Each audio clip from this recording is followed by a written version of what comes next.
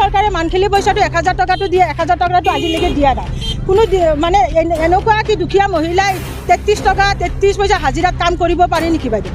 2005 চনৰ পৰা কাম কৰি আছোঁ, 18 বছৰ ধৰি ৰানিং কাম চলি আছে। আমাৰ কেন্দ্ৰীয় চৰকাৰে 1000 টকা দিছে, ৰাজ্য চৰকাৰে 500 টকা দিছে আৰু 12 মাহে পইচাটো নিদিয়ে, 10 মাহত দিয়ে। কিন্তু কেন্দ্ৰীয় চৰকাৰৰ পইচাটো আমি মান্থলি পইচা 500 টকাটো নাপাওঁৱে। বছৰৰ মূৰত বছৰ উকলি যায়, কেতিয়াবা এৰিয়া কৰি দিয়ে। তিথি পূজা বা ঈদ কিবা আহিলে তেতিয়া মানে এৰিয়া কৰি দিয়ে। আৰু চৰকাৰে ইমান হিতাধিকাৰী বনাইছে, ৰাইজক ইমান বস্তু বাহিনী দিছে, বস্তুৰ দাম ইমান বঢ়াইছে। বঢ়াৰ কাৰণে আমি কি কৰিছোঁ? আমি এই 33 টকা দি আমাৰ ল'ৰা ছোৱালী পোহপাল কেনেকৈ দিম? আমি নিজে কি কৰি খাম? চাউলৰ কেজি আজি 40 টকা 45 টকা, মিঠাতেল 200 টকা, দালি 200 টকা। চৰকাৰে আমাক দিছে 1500 টকা। 1500 টকাটো মাহ উকলি যায় আমাৰ লাগে। আমাৰ কোনো ধৰণৰ 1500 টকা ৰেগুলাৰ নহয়।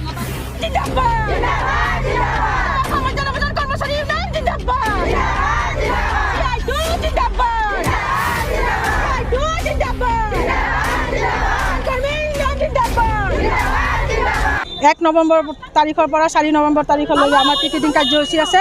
এইটো অলসমতে কৰিছোঁ, কাৰণ চৰকাৰে আমাৰ কথা আজিলৈকে কোনো শুনা নাই। আজি 18 বছৰ ধৰি কাম কৰি আছোঁ আমি।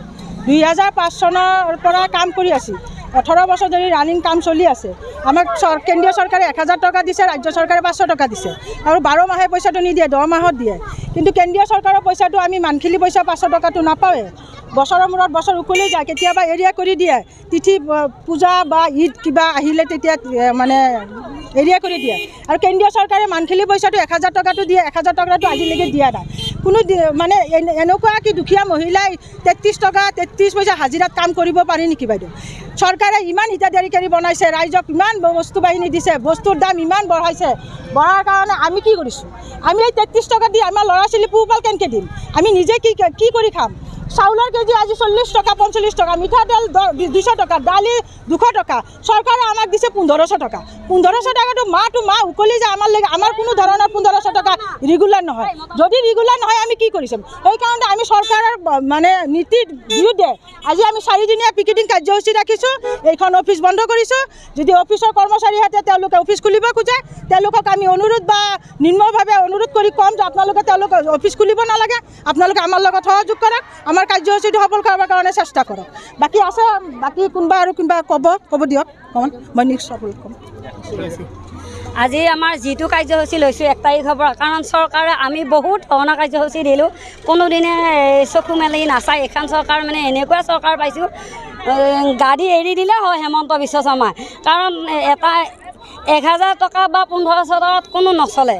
কাৰণ তেওঁলোকৰ একাপ চাহৰ দাম হেমন্ত বিশ্ব শৰ্মা। কিন্তু যদি হেমন্ত শৰ্মাই আমাক চকু মেলি চাই, যিহেতু আমাক মান্থলি মাহেকত 10,000 টকা দিয়ক। কাৰণ এইকাৰণে কৈছোঁ যে আমি সকলো মহিলাই আমাৰ দুখীয়া শ্ৰেণীৰ মহিলা, কাৰণ কাৰোবাৰ বিধৱা, কাৰোবাৰ ল'ৰা ছোৱালী 1000 টকাত জানো এযোৰা কাপোৰ দিব পাৰিব? তেওঁলোকে জানে কিমান দাম, কিমান হেৰি। সেই অনুৰোধ আমি তেওঁক অনুৰোধ কৰিছোঁ যাতে আমাক এই মানুহখিনি যাতে মৰ্যাদা দিয়ক।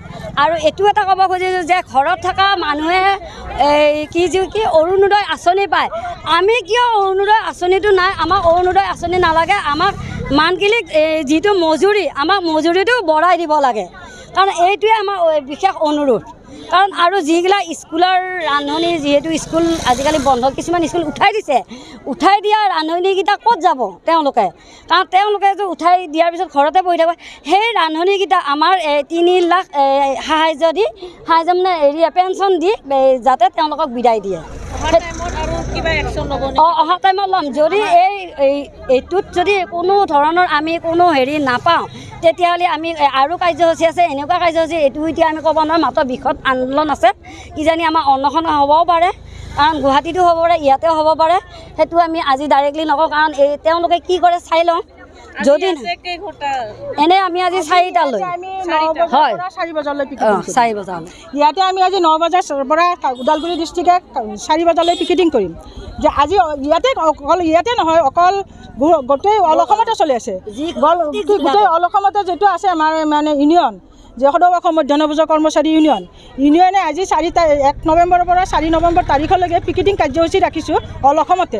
এই কাৰ্যসূচী সফল নোহোৱালৈকে যদি চৰকাৰে এই কাৰ্যসূচী সফলতাৰ পিছত আমাক কোনো ধৰণৰ আশ্বাস প্ৰদান কৰে, তেনেহ'লে যদি আমি কাৰ্যসূচী কৰিবৰ কাৰণে বন্ধ কৰোঁ।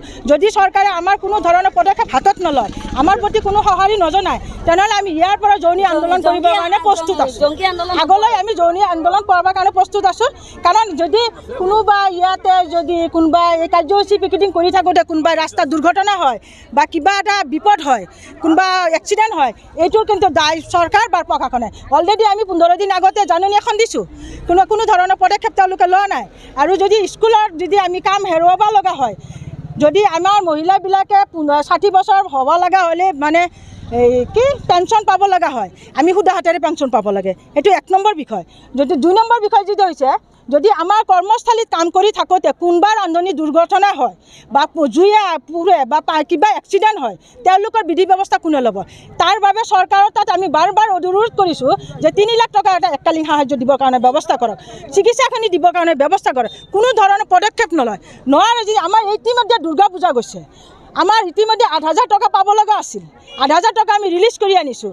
BTC চৰকাৰে আমাক 6,000 টকা দিছে, কি 4,000 টকা দিছে, 2,000 টকাবোৰ আৰু বজাই থৈ দিছে। এতিয়া এই 2,000 টকা কেতিয়া দিয়ে সেইটো মই নাজানো।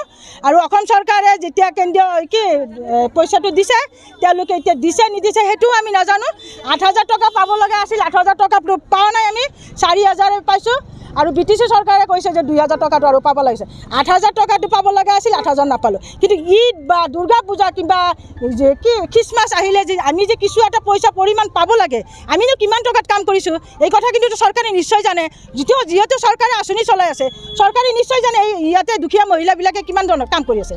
যদি আমি কাম কৰি আছোঁ, আজি যদি হেডমাষ্টাৰ এজনক যাই দৰখাস্ত এখন দিব লাগে, এপ্লিকেশ্যন এখন দিব লাগে যে আপোনালোকৰ পৰা আমি কালি স্কুলত নাহোঁ ছাৰ, আমাৰ কিবা কাৰ্যসূচী আছে, তোমালোকৰ কাৰ্যসূচী আছে, কি আছে সেইটো আমি নামানো। চৰকাৰে সেইটো আমাক নামানে। আমি সদায় মিড ডে মিল দিব লাগে। সদায় যদি মিড ডে মিল দিব লাগে, আপোনালোকে আমাক পইচা দিছে কিমান? 33 টকা 33 পইচা দিছে।